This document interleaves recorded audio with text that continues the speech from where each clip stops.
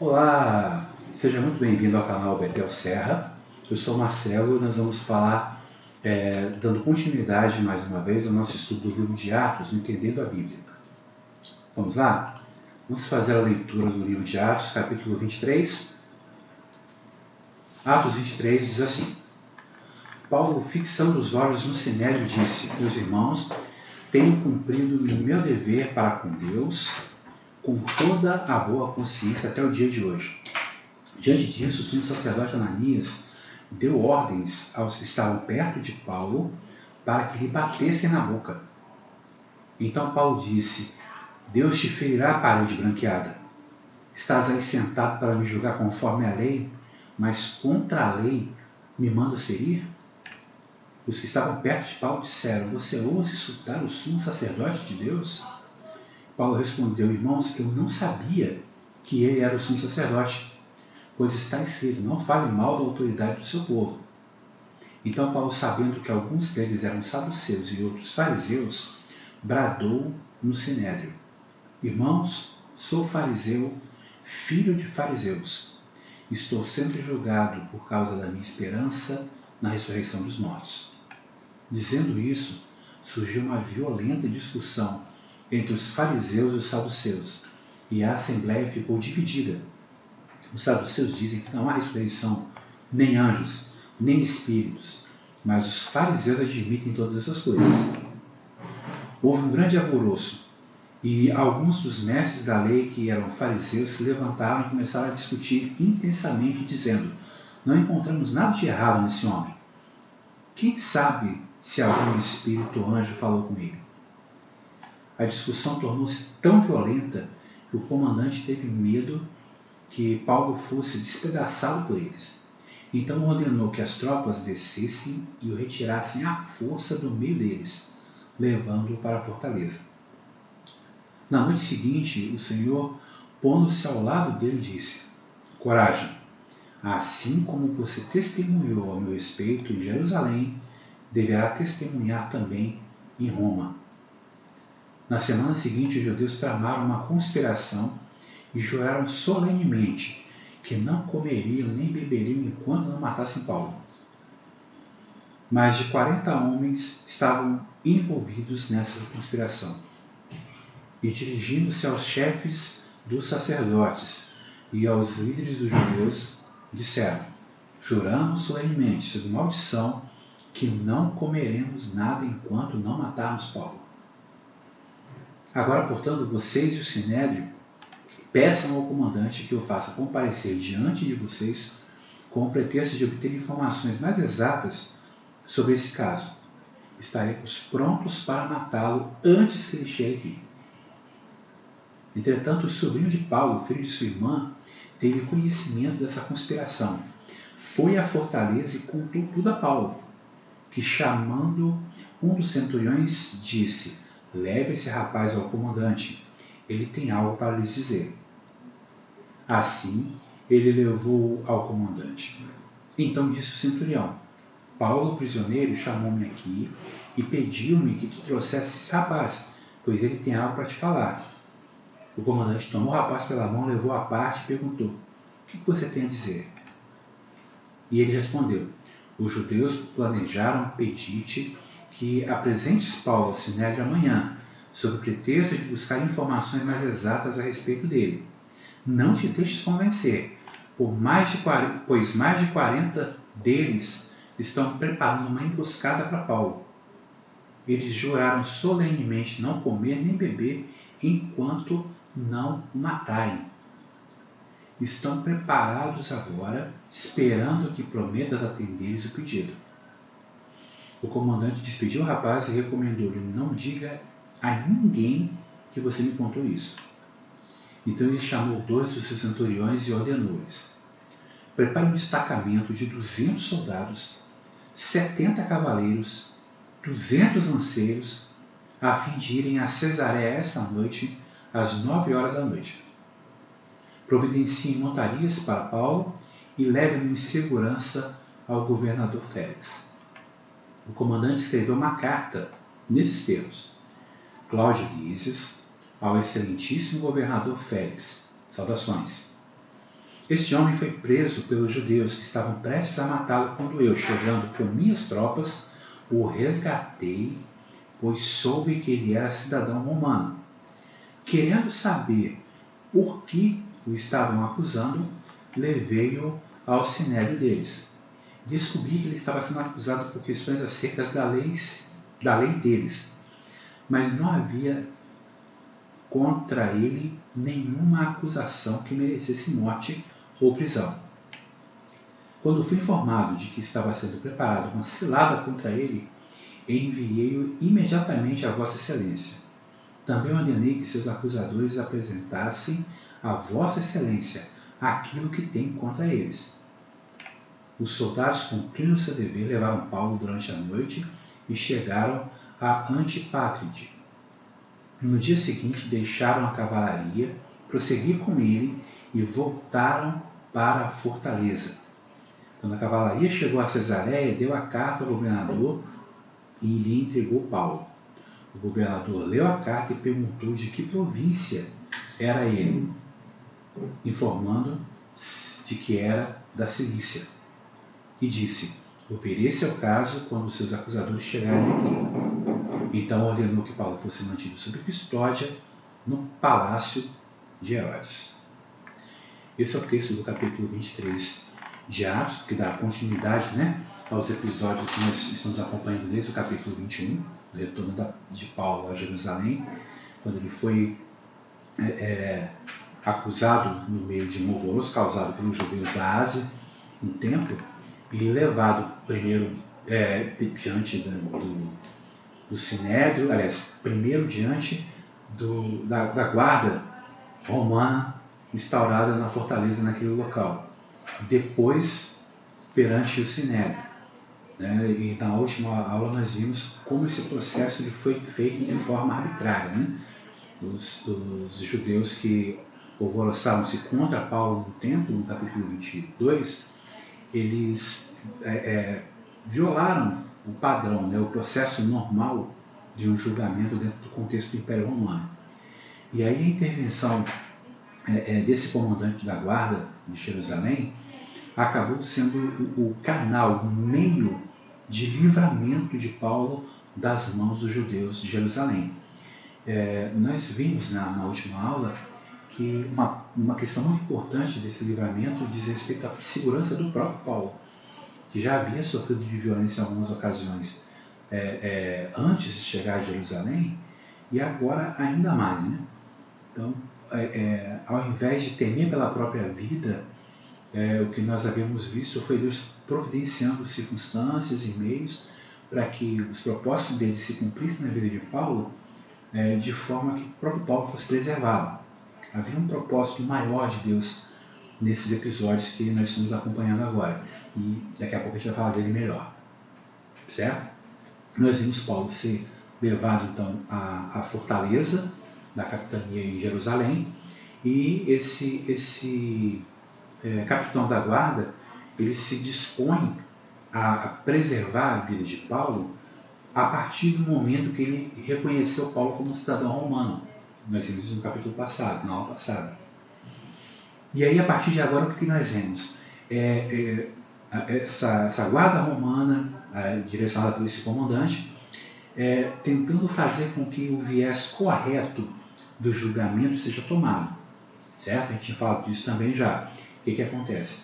Ele tenta levar o prisioneiro diante do sinédrio, para que ele responda ao sinédrio, e assim, ele como responsável legal pela jurisdição militar em Roma, possa se posicionar sobre o que fazer. Ou ele manda esse prisioneiro para o governador, ou ele executa o prisioneiro ali mesmo.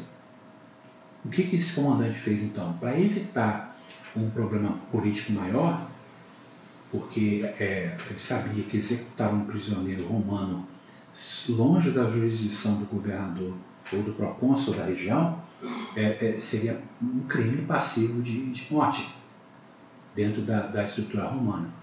Então, para poder evitar uma situação desse tipo, o que ele fez? Ele devolve Paulo ao sinédrio, escolta Paulo até o sinédrio, que se reúne, e ali vai se desenrolar o episódio que nós vemos no capítulo 23. né, Paulo começa chegando diante do Sinédrio, se apresentando diante do Sinédrio, dizendo que ele estava, né, vivia cumprindo o seu dever para com Deus. Ele usa a expressão de boa consciência. Quando ele usa essa expressão, né, ele termina no versículo 1 do capítulo 23, o que acontece? Ananias, um sacerdote da época, ele manda esbofetear Paulo. E aí Paulo é ferido, e aí cria-se uma situação complicada. Por quê? É sabido que o Levítico 19:15 diz que um judeu não pode ser agredido no rosto. O sacerdote, o sumo sacerdote, então, mais do que ninguém, deveria saber disso. A gente não sabe explicar o porquê de Paulo não reconhecer Ananias como sumo sacerdote. Existem várias teorias, né? Alguns teólogos acham que Paulo estava com a visão alterada, talvez por ter sido, por causa da violência que ele sofreu, talvez tenha apanhado muito, não estava conseguindo enxergar muito bem. Outros acham que Ananias reuniu o Sinédrio, né, essa cúpula da religião judaica em Jerusalém, em uma situação fora dos padrões. Talvez não vestido como sumo sacerdote adequadamente, não assentado na posição que ele teria numa reunião oficial e formal do Sinédrio. Então, todos esses fatores podem ter interferido na percepção de Paulo de que ele estava falando como um sumo sacerdote. Certo? A gente não tem uma definição clara do que aconteceu. O próprio texto bíblico não deixa margem para a gente interpretar nada. O que acontece de fato é que, primeiro, né, como eu disse, a postura dele, do sumo sacerdote, de mandar esbofetear Paulo, revela uma falta de ou conhecimento literal ou de compreensão prática do texto do Levítico. Porque um líder religioso ele sabia que não se bate no rosto de um homem. Né? Essa é a prerrogativa legal de Levítico sobre esse assunto. E aí, quando ele faz isso, Paulo fica revoltado. E ele usa um insulto curioso, né? Ele chama aquele homem de parede caiada, é a palavra que me vem na mente, mas o texto que a gente leu fala parede branqueada. O que é isso? O que significa essa expressão? Parede branqueada. A gente sabe que toda vez que, nas culturas antigas principalmente, que havia algum tipo de sujeira, de imundícia, de mau cheiro, era muito comum durante o período, principalmente no Império Grego, se usar cal para poder mascarar essa sujeira. Né? O cal ele servia tanto para, com a sua cor, dar um aspecto de limpeza ao ambiente, como também, pelo seu cheiro, ofuscar maus cheiros devido a caso de, sei lá, morte, qualquer tipo de situação nesses termos. Tanto que era comum se jogar pás de cal sobre túmulos quando havia algum mau cheiro, alguma coisa assim. Referência àquele texto, né? Em que os fariseus são chamados de sepulcros caiados. Enfim, aqui Paulo faz uma menção à parede suja, né? Uma parede suja que ela é acobertada, que ela é branqueada com o cal. E aí ele chama esse nome, né, o Ananias, de parede branqueada. Ou seja, ser hipócrita, você está usando uma pessoa para poder encobrir, né? Mandando bater, mandando agredir, fazendo uma coisa que não é prerrogativa sua. Né? Tem essa conotação de falsidade, de má índole. E quando ele fala isso, ele ofende profundamente o Ananias. E aí as pessoas que estão ao redor dele interferem dizendo para você, não pode falar assim, cara, eu sou sumo sacerdote. E aí o texto vai seguindo a partir do versos 4, 5 e 6 até o 8, onde a gente entende o que aconteceu naquela cena, né? Paulo se arrepende automaticamente dizendo, olha, eu sei que, né, a palavra de Deus diz que eu não posso ir contra a autoridade, senão, não era a minha intenção ofender, mas eu não reconheci. E tem que considerar um detalhe, né, gente? Paulo já tinha passado aproximadamente 20 anos desde a época em que ele participou do Sinédrio. Ele era membro desse grupo de líderes. Ele já foi um dos líderes religiosos de Jerusalém. Só que de lá para cá é bem possível que ele nem sabia quem era Ananias. É bem possível. E por falta de um conhecimento, de um reconhecimento, né, dessa liderança, foi que Paulo agiu dessa forma. Também alguns argumentos, né, que podem ser levantados dizem respeito à postura do próprio Ananias quando o assunto é o julgamento. A maneira que é inferida no texto quanto à sua informalidade, a maneira meio que às pressas, como foi preparado essa sessão do Sinédrio, talvez seja o que releve a ideia de que Paulo não estava habituado a lidar com aquele contexto. Tem vários teólogos e historiadores que comentam sobre esse assunto e realmente é bem complicado você chegar a uma conclusão certa devido às possibilidades que são muitas, né? E aí, continuando o texto, Paulo apela, né, usa perdão na brincadeira, com o seu jeitinho judeu, de lidar com a situação. Né? O que ele faz? Ele sabe que ele está diante de um sinédrio que é dividido entre dois grandes grupos, os fariseus e os saduceus. Paulo sabia em que criam cada um desses grupos. Os fariseus eram tidos como aqueles que tinham uma percepção de espiritualidade, de sobrenatural, mais apurada. Os saduceus eram mais céticos, eram mais frios. E aí, quando Paulo alega que ele acreditava na ressurreição dos mortos, o que acontece é que todo o grupo fariseu se coloca ao lado dele, principalmente porque ele argumenta ser fariseu de fariseus, né? Filho de fariseu. Então isso eleva a moral do grupo, e aí vocês imaginem a cena, né? Você tem dois grupos distintos, com políticas internas, doutrinas distintas, que constituem o mesmo cenário religioso. Quando um desses grupos de alguma forma é exaltado, a tendência do outro grupo é querer pejorizar a situação. E é exatamente o que acontece. Vira uma bagunça a reunião, um caos. A partir do verso 6 até o verso 8, a gente fica assistindo a esse cenário, né, que poderia ser até engraçado se não fosse trágico. E Paulo ele é defendido pelos fariseus e agora sofre as penas por não crer como os saduceus creem. E aí esse alvoroço acontece a tal ponto, de tal forma, que Paulo tem que ser mais uma vez retirado no meio dos judeus e levado para a fortaleza. Fica impossível a manutenção de Paulo naquele ambiente por conta da forma violenta como esses grupos acabam se degladiando e saindo do campo das ideias e partindo até para a questão física. Né? No verso 9, né, quando eles começavam a discutir mais intensamente e até apelando já para a violência, no verso 10, o comandante pega e fala: vamos juntar todo mundo aqui, vamos tirar esse homem daqui, vamos levar de volta para a fortaleza. E no verso 11, o que nós vemos é o final desse contexto. Né? Paulo é levado de volta à fortaleza, em Jerusalém, e aí, quando a noite vem, o Senhor Jesus aparece para Paulo. E aí o texto do versículo 11 diz, né, que ele botou a mão no ombro de Paulo, né, botou a mão no ombro na linguagem minha.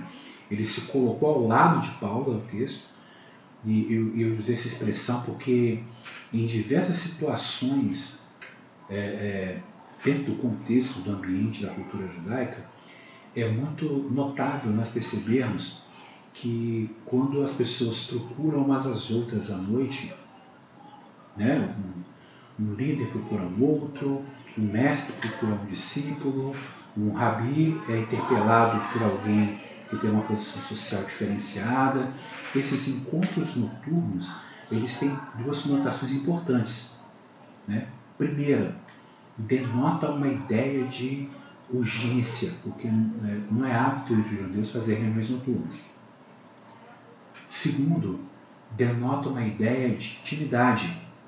Só frequenta a casa de um judeu após determinado horário quem é próximo, quem é família. E esse ambiente, ele gera ele sugere uma ideia que foi meio que, não posso dizer desenvolvida, porque literalmente não foi isso que aconteceu, né? Foi meio que sugerida, vou ser redundante, foi meio que sugerida por ocasião do encontro de Nicodemos com Jesus. Vocês percebem nesse texto? Quando Nicodemos vai até Jesus à noite, isso significa essas duas coisas. Primeiro, Nicodemos estava, a gente pode inferir isso no texto facilmente, beirando o desespero de receber as respostas que ele tinha a questionar Jesus.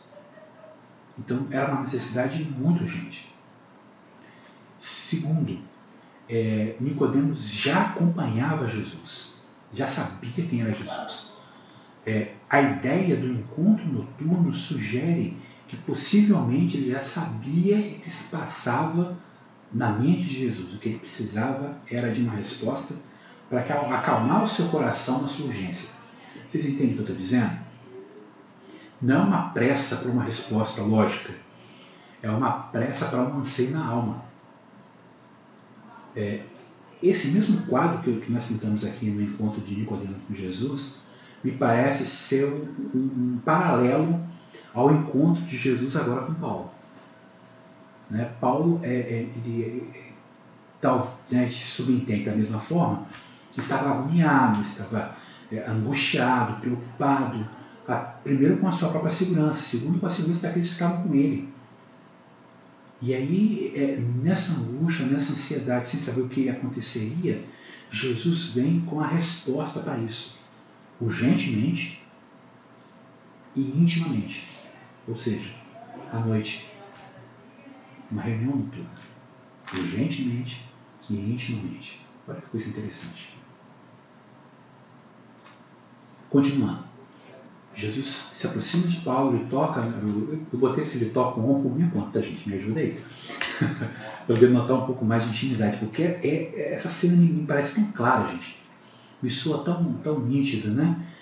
Paulo lá, talvez sentado na cama, eu gosto de imaginar as coisas assim, né? Sentado na cama, orando, ajoelhado, orando, e Jesus se aproxima dele, toca no ombro dele de pé e fala: olha, Paulo, coragem, cara. Talvez, posso quase ouvir dizendo: não se turbe o vosso coração, né? Uma expressão que Jesus gostava de usar. Assim como você testemunhou a meu respeito em Jerusalém, no texto do capítulo 21 e 22, você vai dar testemunho de mim em Roma. Quando Jesus fala isso, ele projeta na mente de Paulo uma perspectiva nítida do objetivo que Jesus tem para a sua vida. Essa frase, ela fecha um chave de ouro com o percurso que Paulo vai viver daqui para frente, para os próximos anos que virão. Primeiro, quando Paulo fala isso, quando Jesus disse isso a Paulo, ele está dizendo para Paulo: olha, Paulo, de agora até você chegar a Roma, o que acontecer, vai acontecer porque eu vou estar na frente. Eu vou estar no comando. Eu vou estar cuidando de tudo. A primeira coisa que Paulo entendeu foi isso aí. A segunda coisa que Paulo entendeu, gente, é que de Roma ele não passava. Paulo entendeu isso talvez tão claramente quanto nós podemos afirmar isso agora. Ah, Marcelo, mas você está inferindo no texto? Estou inferindo no texto, sim. Estou trazendo um argumento que não está no texto literal, por conta de ideias que estão flutuando por trás do texto que a gente está lendo. Quando nós vamos ver isso daqui a pouco, né? A postura de Paulo em relação ao propósito que ele tinha com os gentios, ela tem o seu foco adequado. Paulo agora não prioriza mais pregar o evangelho aos gentios, ao povo não judeu. Paulo agora foca em direcionar a sua vida para testemunhar de Jesus diante do Império Romano. Olha a proporção que isso leva. Isso para Paulo certamente, talvez não tenha caído com todas essas letras, né, a ficha nesse momento, mas certamente ele vai entender isso melhor a partir de agora. Isso vai ser alcançado em termos de entendimento a partir de agora. Aqui é o início desse processo.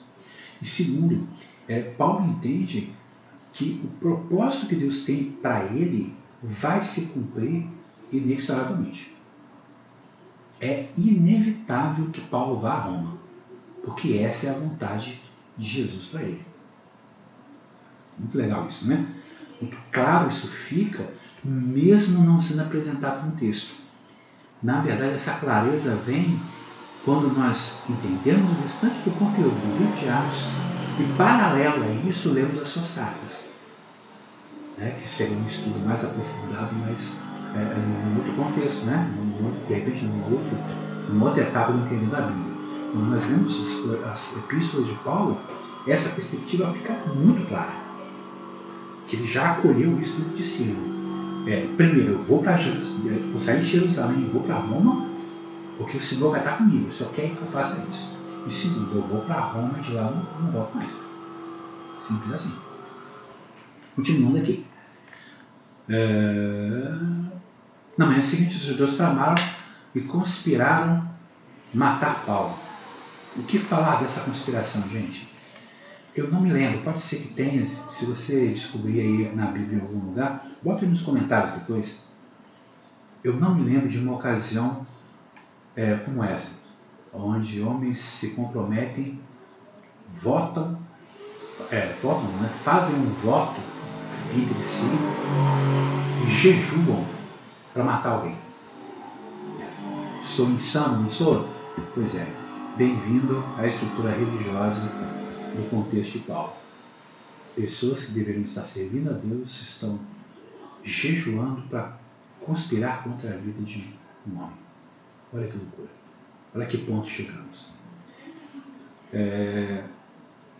Quando Paulo entende, quando esses homens chegam a esse contexto e falam isso, fazem esse pacto entre si para poder matar Paulo, o texto fala que tem um sobrinho de Paulo, filho da sua irmã, que fica sabendo e leva o assunto até o comandante, que escreve aquele texto da carta que nós lemos agora há pouco.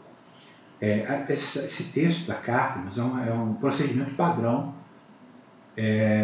entre o exército, as forças romanas em províncias e seus governantes. É muito comum isso acontecer, por conta de qualquer tipo de prisão que fosse levada até uma instância maior dentro da hierarquia do império.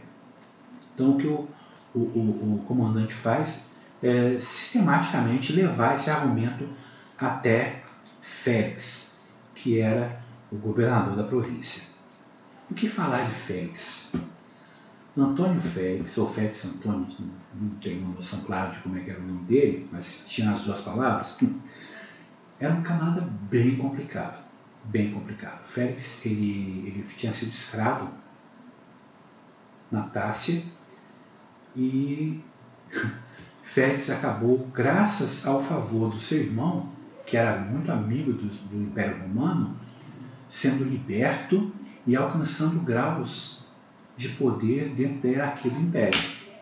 Com o passar do tempo, Félix acabou assumindo o governo da província de Jerusalém. Gente, eu acho que eu não lembro agora qual foi o historiador que menciona, acho que foi Tácito, isso mesmo. Ele menciona que Félix era um extremamente depravado, porque ele veio, a linguagem de Tácito é essa, ele veio da ralé, né? Então ele se casou várias vezes, ele se separava das esposas com muita facilidade, e a maioria do poder que ele foi adquirindo no decorrer da sua vida dentro do Império Romano se deu por causa das escolhas que ele fez nos seus casamentos, né? Vocês terem uma ideia, a primeira esposa de Félix foi ninguém mais, ninguém menos do que a neta de Cleópatra. Então ele era um cara que sabia muito bem direcionar as suas relações para poder ascender dentro da estrutura do Império. E ele fez isso muito bem. Mas ele era tido como um camarada extremamente frio, manipulador, e que no seu terceiro casamento oficial foi terrível, né? Mas é verdade, no seu terceiro casamento oficial, havia se casado com uma mulher que era meio judia. Percebem o perfil desse camarada? Pois é, Paulo é levado então até Félix e seguido, né, de uma grande tropa, 200 cavaleiros, 200 soldados, 70 cavaleiros, uma estrutura que, né, hoje a gente enxerga perfeitamente bem isso, né? Foi a maneira que Deus usou para proteger a vida de Paulo e fazer com que ele saísse de Jerusalém e fosse levado até Cesareia. Certo?